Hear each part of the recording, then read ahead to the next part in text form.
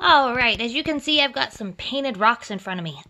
In the book, they use chips to denote positive and negatives. And I don't have any yellow and red chips, but I did have handy, given at some point as a gift, these bumblebee rocks and these ladybug rocks, but I really don't care. The point is that these are the yellow, and these are going to represent positive numbers, and these are red, and these are going to represent negative numbers. Okay. How the chips method works is it basically says that if you want to do something like, let's say, 4 plus a negative 3, what you would do is you would grab 4 yellow chips to represent the positive 4, and you'd grab 3 red chips to represent the negative 3. Okay, now, how do we resolve this? Well, what you do is every yellow and red that match up cancel out. So this is 0, this is 0, and this is 0.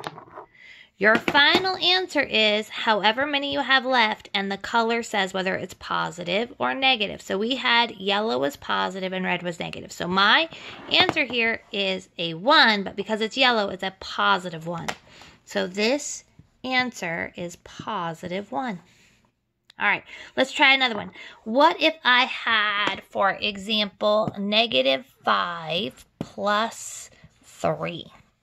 Okay, so if I had negative 5, I'm going to need all 5 of my yellow rocks. And a positive 3 means that I need 3 red ones. Okay. Oh, I lied. Negatives were red. Positives were yellow. I think if I were to do this in a classroom, I would really write negative signs on the reds and positives on the yellows because I would never remember. Okay, so here we go. Negative 5, positive 3. Okay, each pair,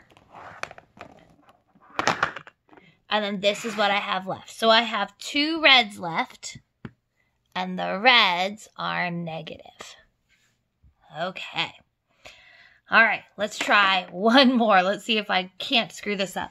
So let's say I had a negative 2 plus a positive 2. Okay, so negatives are red, yellows are positive. So for each pair, they cancel out, and then what is left is my answer. And I have nothing left, so that is 0.